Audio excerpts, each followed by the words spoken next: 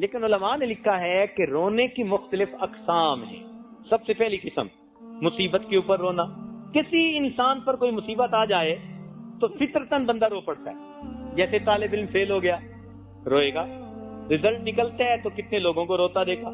کسی کو کاروبار میں بڑا نقصان ہو جائے بے اختیار آنسو آتے ہیں. تو مصیبت کے اوپر رونا یہ انسان کی فطرت ہے.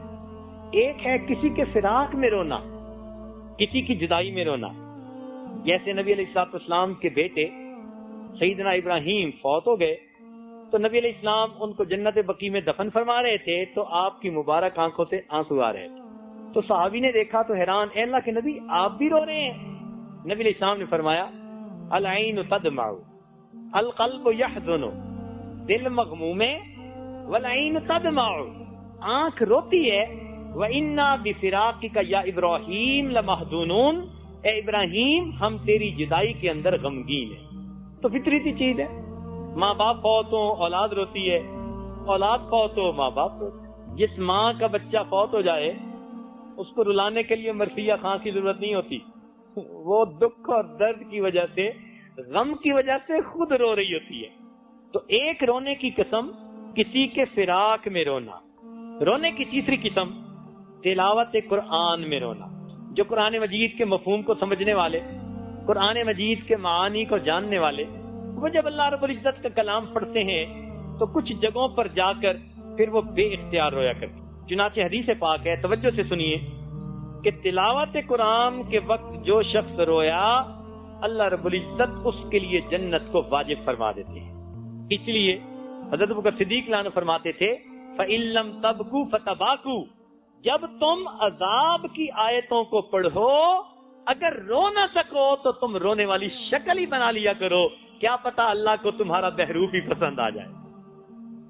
امام غزالی رحمۃ اللہ لکھتے ہیں کہ تلاوت قرآن مجید کے وقت صحابہ کرام کی حالت ہوتی فَكَثِيرٌ مِّنْهُمْ مَنْ صَعِقَ, بعض تو ایسے تھے کہ جن پر جھرجھری طاری ہو جاتی تھی. وَمِنْهُمْ مَنْ بَكَىٰ, بعض ایسے تھے جو قرآن پڑھتے ہوئے رو پڑتے تھے. وَمِنْهُمْ مَنْ غَشِيَ عَلَيْهِ, اور بعض ایسے تھے جو بے ہوش ہو جاتے تھے.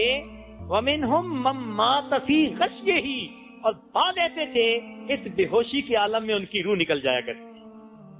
چنانچہ عبداللہ ابن شداد رضی اللہ عنہ ایک صحابی ہیں, وہ فرماتے ہیں کہ ایک مرتبہ میں نے مسجد نبوی میں فجر کی نماز پڑھی, عمر رضی اللہ عنہ نے پڑھائی اور میں آخری صفوں میں تھا.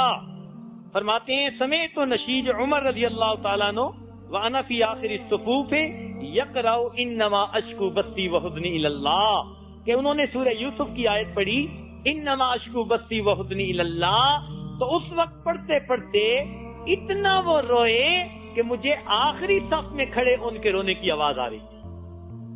کوئی ہم نے بھی کبھی ایسی نماز پڑھی کہ جس نماز میں تلاوت کرتے ہوئے ہم روئے ہوں, اللہ کی یاد میں روئے ہوں؟ ناز ہے گل کو نزاکت پہ چمن میں اے ذوق, اس نے دیکھے ہی نہیں ناز و نزاکت والے.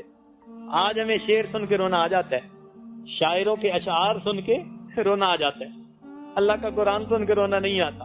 اس کی وجہ علماء نے لکھی ہے کہ جس کے دل میں مخلوق کا تعلق زیادہ مضبوط ہوگا وہ مخلوق کے کلام کو سن کر روئے گا, اور جس کے دل میں اللہ اور اس کے رسول کا تعلق غالب ہوگا وہ قرآن اور محبوب کے فرمان کو سن کر روئے گا.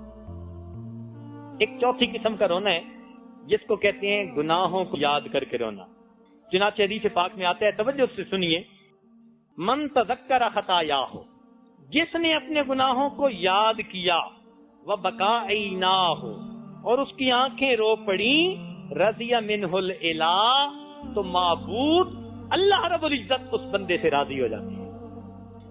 چنانچہ حضرت آدم علیہ السلام اللہ رب العزت کے سامنے اپنی بھول پر 300 سال تک روتے رہے.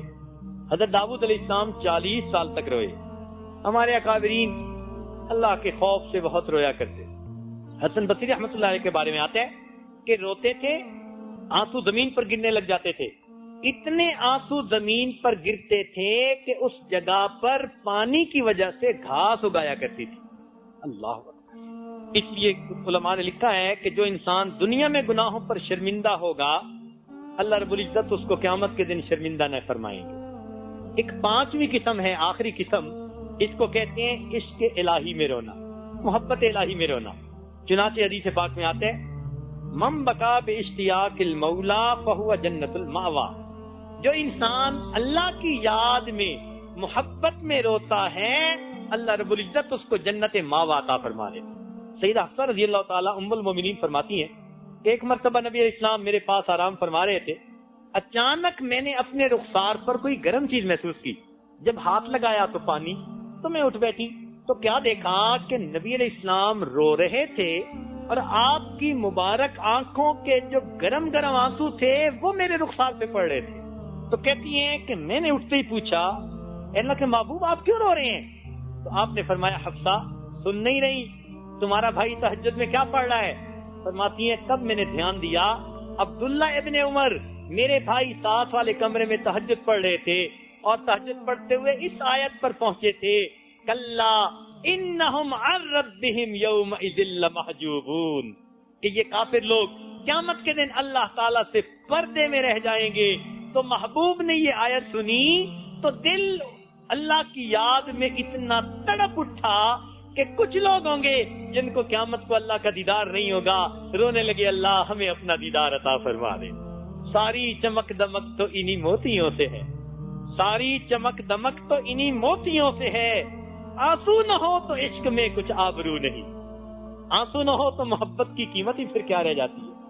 تو جو انسان دنیا میں اللہ رب العزت کی محبت میں روئے گا اللہ رب العزت قیامت کے دن اپنے دیدار سے محروم نہیں فرمائیں گے۔